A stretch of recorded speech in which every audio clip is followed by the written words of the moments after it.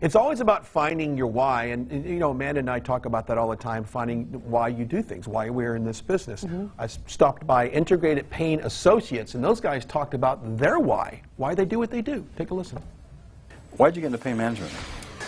That's a great question. You know, I was always fascinated with the structure and the anatomy of the spine, how everything works so intricately together, and how one little disruption can create such chaos in the body. Going into residency, my sister-in-law passed away and really had a agonizing course before she ended up ultimately passing away.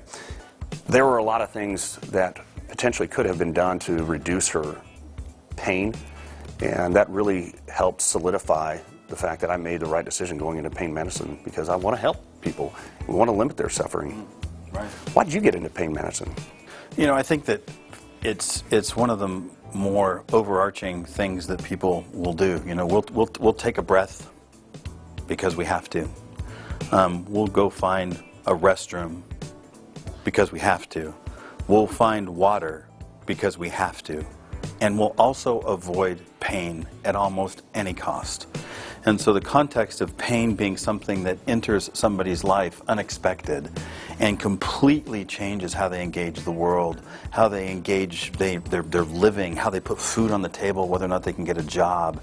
And when you can give them back a shred of decency or a shred of humanity that says, look, I can still make a living, I can still interact with my children, I can still go to the park with the grandkids. Those are the things for me that when they come back and they say, you know, look, I feel so much better, I can at least get into bed and not have to sleep in the recliner. Things that you and I take for granted each and every day.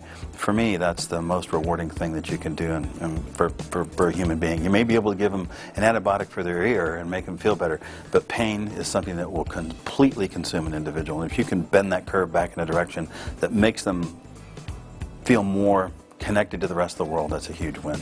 There's nothing more important than quality of life. Right.